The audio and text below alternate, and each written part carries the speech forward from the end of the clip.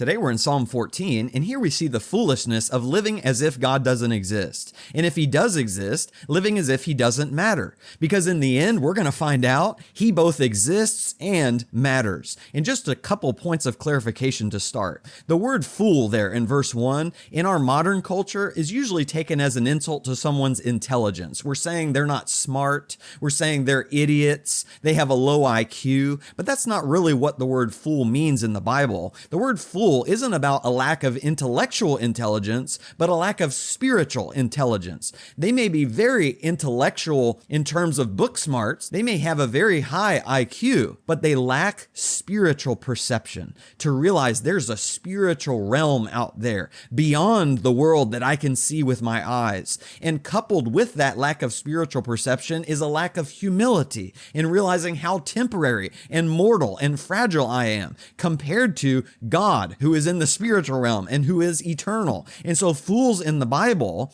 they not only live as if God doesn't exist, as if there is no spiritual realm, but if they do believe God exists, they're too prideful to submit to him. And that leads to the second point of clarification. When we see verse 1, the fool has said in his heart, there is no God, we're thinking about our modern day atheists who just deny the spiritual realm altogether, deny that there are any gods whatsoever beyond the natural world. But that was a pretty rare view in the ancient world. Most people believed in the spiritual realm. Most people believed in gods of some kind. And so the fool who says there is no God, there's a couple ways to take that. One, he's saying there is no God of Israel. Yeah, our gods exist, but the God that Israel claims exists, this idea that there's this one true God over all the rest of the gods, well, that God doesn't exist. Or another way to look at it is sort of a practical atheism, where they believe that the one true God of Israel exists, but they're too prideful to submit to him, and so they live as if he doesn't matter, as if there's no consequence to not following him, as if the one true God actually has no power at all. And David, all throughout the Psalms, has been dealing with people who are living like practical atheists. So in Psalm 3, in verse 2, many are saying of my soul, there is no deliverance for him in God. So they're not necessarily denying God's existence. They're just saying, David, he can't do anything for you.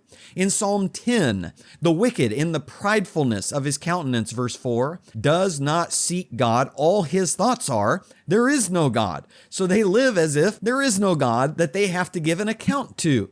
In Psalm 11, David has wicked counselors telling him, look, you just need to run away from God and give up. Just flee as a bird to your mountain because God's not doing anything for you. And so they're arguing that David needs to take refuge somewhere else other than in God, which is again a form of practical atheism. In Psalm 12, the wicked say, our lips are our own. Who is Lord over us? In other words, there's nobody who has the authority to tell us how to speak and what to say. And David's saying in Psalm 14, all these people are complete fools, because in the end, they're going to find out that God exists and that God matters, and that in verse 5 of Psalm 14, God is with the righteous generation. And when these fools realize that, they will be in great dread and terror when they realize they're going to have to give an account for living as if God doesn't exist, and also ridiculing and shaming, verse 6, the righteous ones who were afflicted, because God's going to step in and save his people and hold all the fools who said there was no God to account. And so the practice for us is, don't be a fool by living like practical atheists. We all believe intellectually that God exists and that he matters. It's just sometimes we don't live like he does. For instance, when we don't pray to him, we're essentially saying, I don't need you.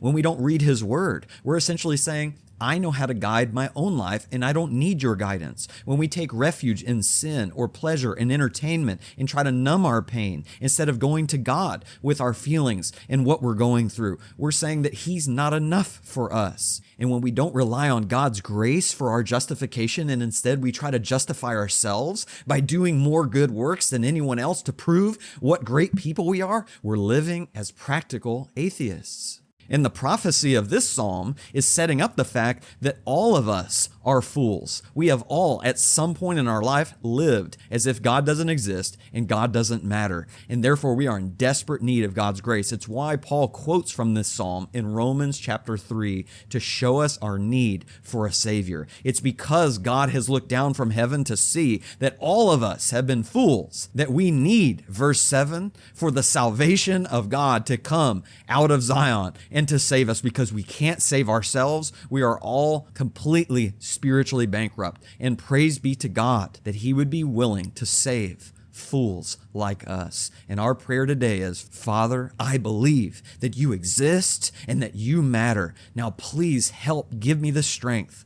for my life to match up with that belief.